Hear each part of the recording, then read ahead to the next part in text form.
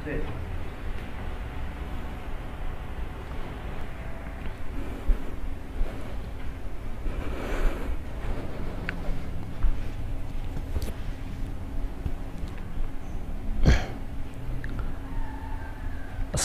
warahmatullahi wabarakatuh.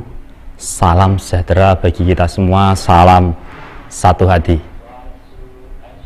Kembali lagi bertemu dengan Pak Johan di live streaming. Ya, kali ini Pak Johan akan membahas 15 poin servis pada sepeda motor. Ya, 15 poin servis. Sebelumnya Pak Johan mengingatkan bagi kalian untuk selalu cuci tangan, ya, dengan sabun. Dan juga kalau keluar rumah, kalau terpaksa keluar rumah, silakan kalian membawa masker, menggunakan masker wajib bagi kalian karena untuk mengurangi penularan antar manusia, gitu ya. Dah, 15 poin servis. Kenapa Pak Johan bahas 15 poin servis? Karena ya, kita lihat populasi dari sepeda motor di Indonesia ini sangat banyak sekali. Kita lihat bahwa dalam satu rumah itu pasti lebih dari satu sepeda motor. Ya, mungkin kalian punya sepeda motor sendiri kan? Mungkin bapak kalian, ibu kalian punya motor sendiri semua. Jadi satu rumah rata-rata itu di atas 2, ya, minimal 1. Nah, 15 poin servis ini, servis adalah suatu hal yang wajib dilakukan di sepeda motor. Karena apa? Karena untuk mengoptimalkan kinerja mesin. Ya, dengan kita mempelajari 15 poin servis ini, ya, intinya kalian bisa berwirausaha sesuai dengan tujuan dari SMK, ya, membangun wirausahawan. Nah, kalian bisa buka usaha di rumah. 15 poin servis. Ketika kalian sudah menguasai ilmu ini, insya Allah rezeki, ya, untuk buka bengkel di rumah itu lebih mudah, ya, lebih mudah. Karena pasti servis itu 3 bulan sampai 4 bulan sekali itu rutin pasti ada. Oke, kita akan bahas selanjutnya. Oke, servis wajib bagi sepeda motor. Hal ini dimaksudkan untuk apa? Mengoptimalkan kinerja dari mesin kendaraan. Terus berapa kali servis? Ya, kurang lebih adalah 3.000 sampai 4.000 km. Ya, kita harus melakukan servis rutin. Yang pastinya adalah penggantian oli, itu pasti. Terus 15 poin itu apa saja yang dilakukan? Ya, kalian bisa lihat di layar ini ada 15, dari penyetelan kerangan klep, pemeriksaan karburator dan mil bagi sepeda motor injeksi, sampai pemeriksaan lampu dan klakson. Ya, ini harus dilakukan semuanya untuk apa? Menjaga optimal dari mesin, dari sepeda motor supaya tidak mati di jalan atau tidak kuat nanjak dan yang lain sebagainya. Oke, kita bahas selanjutnya. Nah, sebelum materi kita mulai, silakan bagi yang belum beribadah, belum sholat, silakan sholat dahulu. Bagi yang sudah sholat, siapkan kopi atau teh atau air putih, ya. Siapkan tempat yang nyaman dan aman, ya, karena materi ini membutuhkan konsentrasi yang tinggi, ya. Karena materi ini sangat bermanfaat. Karena apa? Materi ini menggabungkan antara sasis, ya, mesin, kelistrikan jadi satu, dan PKK juga kan jadi satu. Jadi poin servis ini. Jadi ini adalah rangkuman dari beberapa materi. Saya harap kalian dapat memahaminya dengan seksama. Oke, selanjutnya. Yang pertama, poin yang pertama adalah di penyetelan renggang klep. Penyetelan renggang klep ini sangat vital sekali karena kalau tidak, tenaga mesin akan berkurang ketika renggang klep itu terlalu banyak. Karena udara yang masuk pada mesin akan berkurang. Dan ketika kerangan klep itu terlalu mepet atau tidak sesuai, maka kompresi akan berkurang juga. Ya, itu juga tidak disarankan untuk sepeda motor. Nah, catatan tujuannya untuk apa? Supaya tekanan kompresi tetap stabil dan menghilangkan suara berisik apabila dalam kendaraan yang longgar. Catatan, pemeriksaan dilakukan dalam kondisi yang dingin. Jangan mesin panas habis dari PP Semarang mungkin. Piston berada pada posisi TMA, titik mati atas. Ya, lihat titik mati atasnya. Pelatuk atau rocker arm harus keadaan bebas. Ya, pelatuk atau rocker arm. Tidak disarankan atau tidak dapat disetel untuk sepeda motor yang menggunakan DOHC, ya, double overhead head cam shaft. tidak disarankan karena itu tidak ada penyetelan, ya. Oke, selanjutnya caranya seperti apa? Cara penyetelan seperti ini.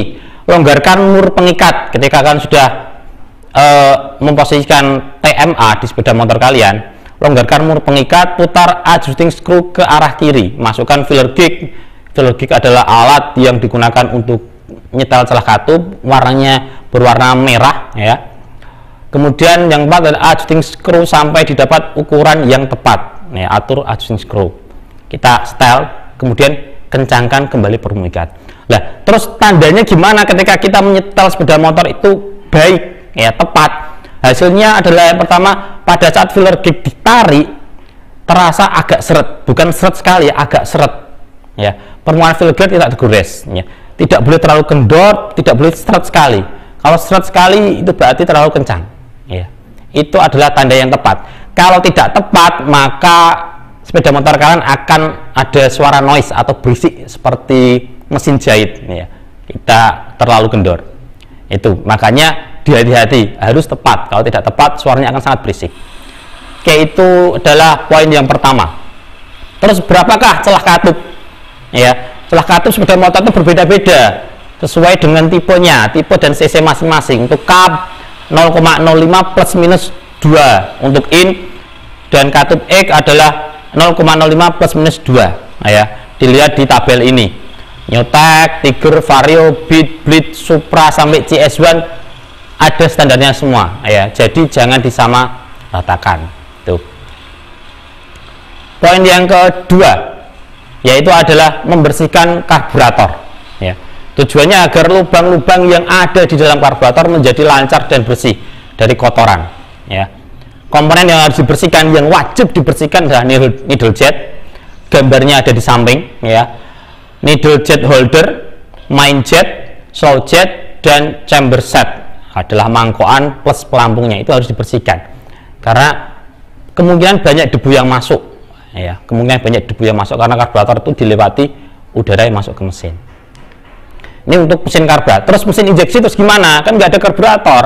Lah, kita harus mengeceknya apakah di mesin injeksi tersebut ada trouble atau tidak. Nah, hubungkan SCS konektor. Nah, SCS konektor itu yang tanda panah angka 1, ya, warnanya putih. Jika DLC itu yang warnanya merah, ya, yang konekannya. Jika ada masalah sistem injeksi, maka mil akan berkedip sesuai kode kerusakan, ya. Caranya seperti ini: kunci kontak off, kemudian masukkan SCS konektor ke DLC, kemudian kunci kontak on, ya. Ketika di mil itu yang berwarna putih ini ada kedipan yang ada tandanya panah. Ketika ada kedipan, ya, itu ada trouble di motor kalian, ya. Ketika ada trouble, kalian harus diselesaikan trouble itu. Jangan sampai trouble itu dibiarkan, nanti malah merusak komponen injeksi yang lain, ya. Lah, kode kedipannya berapa? Kode kedipannya ketika 7 adalah sensor EOT, 8 adalah sensor TP, 12 injektor, 21 sensor O2, dan terakhir adalah kode 33 adalah ECM, kerusakan EPROM ECM. Udah. Kalian harus memahami, menghafalkan kode kedipan ini. Kalau misalkan tidak ada kode kedipan, hanya menyala kuning saja, berarti motor kalian dalam keadaan aman, tidak ada trouble di dalam sistem injeksi. Oke, selanjutnya yang poin yang ketiga, penyetelan karburator dan putaran mesin.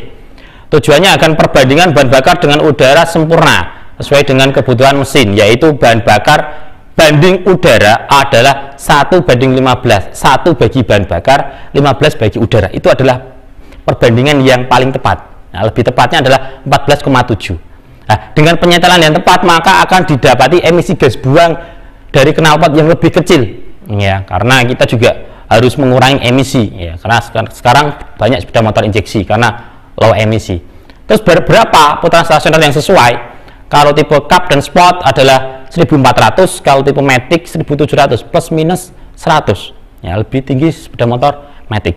Berlaku untuk injeksi dan karburator, ya, keduanya itu sama.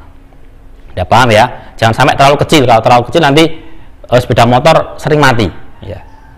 Oke, selanjutnya yang keempat adalah periksa dan bersihkan saringan udara. Saringan udara saya ibaratkan seperti masker, ya. Ketika masker kita kotor, kita menggunakan masker, itu pasti udara yang masuk ke badan kita juga kotor juga.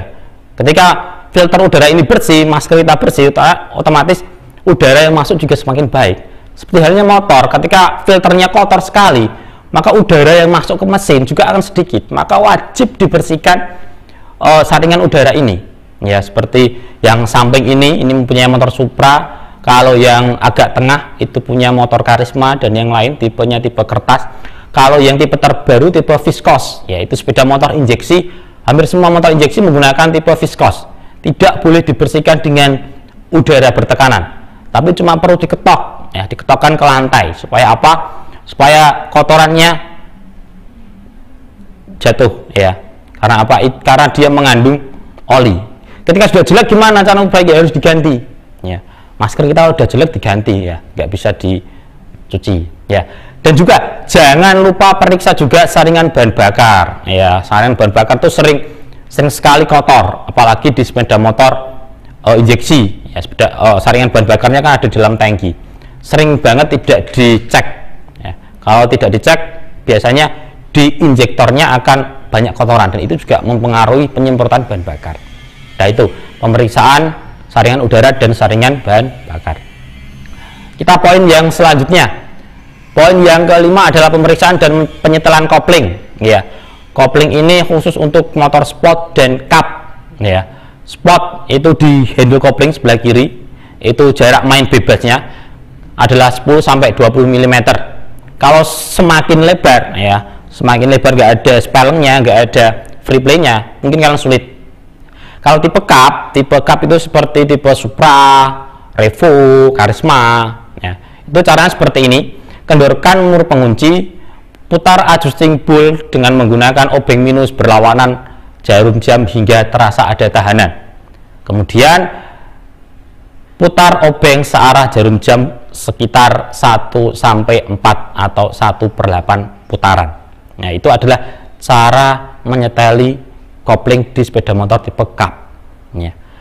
Kalau di motor matic seperti apa? Motor matic tidak ada koplingnya, cuma dia ada kopling sentrifugal, ya. Yang pertama, kalian wajib kalau sepeda motor matic mengukur drift bell, ya. Drift bell itu yang ada di atas, ya, itu drift bell. Sabuknya, batas average-nya ada 18,5 mm. Kalau di bawah dari itu, silahkan langsung diganti. Karena takutnya putus di jalan, mungkin malah repot nanti pas kalian boncengkan pacar kalian, ya, repot juga. Kemudian yang kedua adalah periksaan kaosan sepatu kopling, ya. Sepatu kopling itu jaraknya minimal adalah 2,0 mm. Kurang dari itu silahkan diganti. Karena sepatu kopling ini juga fungsinya utama sekali untuk menggerakkan roda. Itu ya, untuk motor matic silahkan wajib dilakukan hal ini, minimal penyemprotan dan 2 ini. Oke, poin yang selanjutnya yang ke-6 adalah pemeriksaan oli. Oli adalah komponen yang sangat vital di sepeda motor. Ketika tidak ada olinya, maka di hitungan jam sepeda motor kalian akan rusak, ya. Terus bagaimana untuk mengeceknya? Untuk tipe sport minimal oli harus ada 1 liter, tipe cup harus ada 0,8 liter. Caranya tinggal kalian buka tutup oli, di situ ada batas upper dan lower. Ketika di bawah lower, silahkan periksa kondisinya, ya. Pokoknya silahkan periksa kondisi oli. Apakah warnanya sudah tidak baik, baunya sudah tidak baik, atau viskositas itu kekentalan oli. Dan yang paling utama adalah kekuatan melumasi, ya. Ketika kalian lumaskan oli mesin di jari kalian, kemudian rasakan apakah ini pelumasan masih baik atau sudah jelek, ya. Ketika 3000 sampai 4000 silahkan diganti, ya. Lebih dari itu tidak disarankan karena dapat merusak komponen-komponen mesin seperti piston, ring piston, dan yang lain. Itu malah nanti lebih parah lagi penanganannya. Oke, poin yang ke-6 sudah. Poin yang ke selanjutnya penggantian minyak pelumas. Nah, ini untuk sepeda motor matic. Sering lupa sepeda motor matic itu ada oli final drift yang berada di samping roda. Nah, ini bagi pengendara-pengendara yang perempuan sering lupa untuk mengganti oli ini, sampai 4 kali sampai 5 kali nggak diganti. Ketika 2 kali servis ini harus sudah diganti, ya, secara SOP-nya, ya, 8000 km. Nah, ini adalah oli final drive juga wajib diganti ketika sudah melewati 8.000 km. Kalau tidak diganti gimana? Nanti di dalam oli final drive ini, ada gigi-gigi. Lah, gigi tersebut yang bergesekan itu bisa jadi aus, nanti malah overhaul jadinya, kita pembongkaran nanti. Oke, poin yang selanjutnya yaitu pemeriksaan busi. Nah, ini busi juga sangat vital. Cek warna busi, ya. Cek insulator dari kausan, elektroda itu yang ada di ujungnya ini, ya, gapnya ini elektroda, kondisi terbakarnya busi, ya, dari warna. Ketika kondisi busi kalian warnanya coklat muda sampai coklat tua, itu berarti penyetelan bahan bakar dan udara pas. Ketika sudah terlalu coklat tua sampai basah, itu bisa saja campuran udara dan bahan bakar kalian boros. Kalau sepeda motor injeksi mungkin busi kalian itu sudah mau aus karena percikannya sudah sedikit, ya. Kalau sudah warnanya coklat tua sampai basah, silahkan langsung diganti dengan yang baru, ya, karena tidak begitu mahal, cuma 10-15.000 saja di pasaran. Oke, selanjutnya penggantian busi, ya, kita akan ukur celah gap. Ketika busi itu masih dalam keadaan bagus, silakan ukur celahnya, ya, gapnya silakan diukur, ya. Untuk Supra 0,6 sampai 0,7, Tiger, Vario, Mega Pro sama 0,8 sampai 0,9. Silakan diukur celahnya sebelum dipasangkan. Hal yang penting sebelum memasangkan, pasangkan busi menggunakan tangan dahulu, jangan langsung menggunakan kunci. Karena apa? Takutnya nanti kalau kalian menggunakan langsung kunci bisa terjadi miring ulirnya. Ya, kalau dengan tangan sudah pas baru dikencangkan. Ya, itu ya, jangan sampai kita mau memperbaiki motor malah motornya jadi rusak. Nah, itu malah tidak disarankan sekali. Selanjutnya yaitu yang ke-8 adalah pemeriksaan dan penyetelan rantai roda. Lah, rantai itu adalah komponen yang sangat vital. Ketika tidak ada rantai maka sepeda motor tipe cup dan sport tidak bisa berjalan.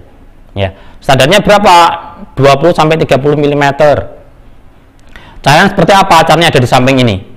Ya, caranya ada di samping ini caranya. Ya. Kalau gimana kalau tidak di setel, terlalu kendor misalkan. Kalau terlalu kendor maka sepeda motor kalian akan kaku, ya, akan ada free play yang terlalu banyak, ya. Lanjutnya prosedur penyetelan rantai roda, ya. Kalau mau menyetel rantai roda silahkan kendorkan baut roda dahulu, jangan langsung dikencangkan, ya, nanti malah putus, ya, adjusting plate-nya. Selanjutnya yang ke-9, poin yang ke-9 adalah penyetelan rem depan dan belakang. Ini untuk sepeda motor yang masih menggunakan rem tromol. Kalau sudah menggunakan rem hidrolis, rem cakram tidak disarankan. Untuk handle rem untuk motor matic ataupun motor cup itu adalah jaraknya adalah 0 sampai 10 sampai 20 mm. Kalau pedal rem 20 sampai 30 mm. Ya. Supaya apa? Supaya lebih nyaman. Kita mengendarai lebih nyaman. Kita di jalan ada kucing atau apa, kita ngeremnya juga lebih pakem. Oke, selanjutnya poin yang ke-10 adalah pelumasan dan penyetelan kabel gas. Ini sangat vital sekali juga, ya. Ketika kabel gas itu ada hambatan atau seret, bisa saja nanti kalian itu malah terjadi hal-hal yang tidak diinginkan, misalkan ngegas tidak atau gimana. Nah, itu malah bahaya bagi kendaraan dan pengendara. Jarak main bebasnya adalah 2 sampai 6 mm, ya. Jika terlalu besar maka juga nanti kesulitan kalian mengendarai sepeda motor. Dan juga jangan lupa lumasi, ya, throttle gas ini, lumasi gasnya, ya, handle gasnya, karena mungkin kalau musim hujan seperti ini banyak air yang masuk kemudian mengakibatkan kerak dan yang lain. Nah, ini perlu dilumasi. Oke, selanjutnya pemeriksaan dan penyetelan stang kemudi. Nah, ini banyak dikeluhkan di sepeda motor. Stang kemudinya ada suaranya. Nah, gerak bebas, kalian harus cek gerak bebas stang kemudi. Apakah stang kemudi ini agak seret, kalian putar ke kanan dan ke kiri ada hambatan. Kalau ada hambatan silahkan cek apakah di situ ada kabel ya, kemudian ada kabel yang mengganggu jarak bebasnya, ataukah ada selang hidrolis misalkan ya. Lakukan pemeriksaan selanjutnya dengan menggerakkan roda depan ke atas dan ke bawah dengan memegang sok depan ya, diangkat ke bawah dan ke atas sok depannya apakah ada suara atau tidak. Lakukan penyetelan jika terjadi kekendoran pada bearing kemudi. Jika bearing kemudinya kendor, silakan setel ya. Itu kalau sudah tidak berhasil setel, silakan diganti ya, diganti, jangan yang atas saja atau yang bawah saja, tapi satu set, atas dan bawah harus diganti semua. Poin selanjutnya yaitu adalah pemeriksaan dan pengencangan mur dan baut ya. Tujuannya adalah mengurangi resiko baut dan mur terlepas, karena sepeda motor itu ada getaran ya. Biasanya getaran itu akan menyebabkan suatu hal yang menempel di dalam getaran tersebut akan terlepas ya, terutama di baut roda ya, karena dia mendapat getaran dari sepeda motor dan getaran dari jalan. Nah, itu baut yang harus dipengecekan adalah baut knalpot, suspensi depan, belakang, roda depan dan belakang, dan swing arm. Nah, itu harus dicek dulu, harus benar-benar kencang, jangan sampai nanti habis servis malah rodanya copot misalkan ya, nggak kencang. Poin yang ke-13, nah ini juga penting ya, mungkin sepele tapi ini juga bermanfaat sekali ya. Tekanan angin harus sesuai, depan itu 200 kPa, belakang 225 kPa. Kalau tidak sesuai gimana? Kalau terlalu tekanan anginnya terlalu rendah, maka permukaan roda dan permukaan aspal akan semakin lebar ya, jarak tempelnya akan menyebabkan sepeda motor berat. Kalau terlalu kencang, nah itu juga nanti proses memakan rodanya, proses persentuhan rodanya semakin sedikit dan kaku ya.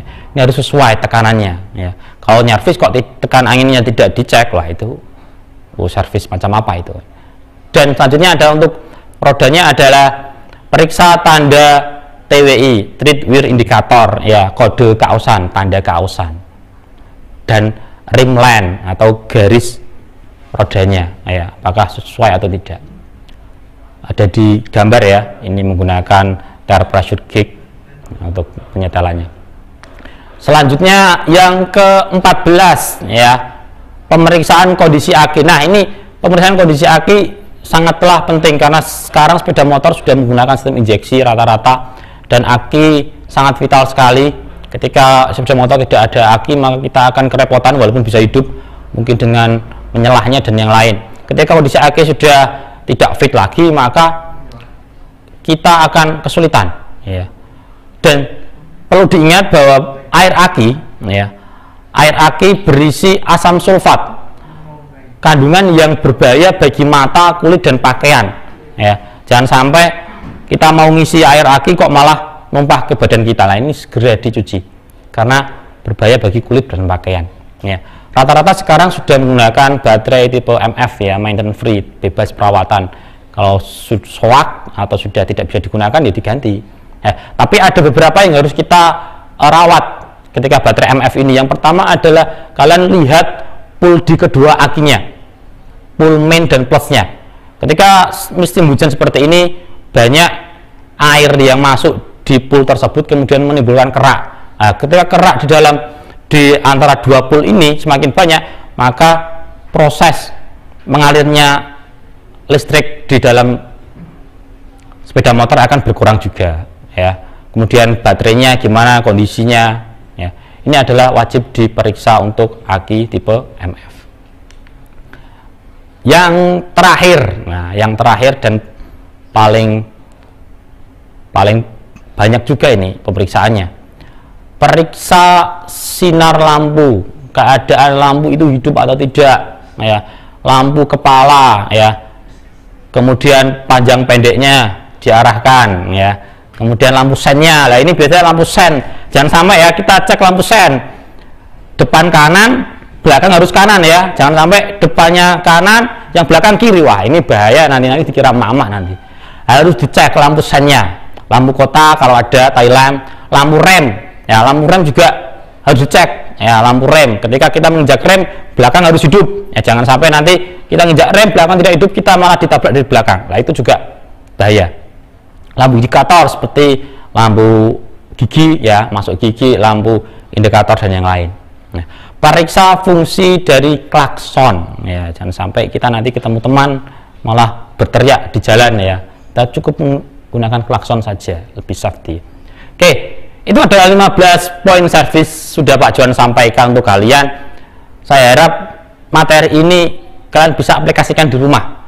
Minimal kalian bisa menyervis sepeda motor kalian sendiri, orang tua atau sanak saudara kalian. Nah, ya, karena di pandemi ini mungkin kita harus jaga jarak, ya, jaga social distancing. Maka kalian harus mandiri sendiri, ya. Minimal bisa servis motor. Syukur-syukur bisa mendirikan bengkel sendiri di rumah, ya, bengkel di rumah. Selesai, ya, Pak Johan sudah menyampaikan semuanya. Semoga yang Pak Johan sampaikan bermanfaat bagi kalian. Selamat mencoba servis di rumah. Akhir kata, assalamualaikum warahmatullahi wabarakatuh. Salam satu hati, salam sejahtera bagi kita semua.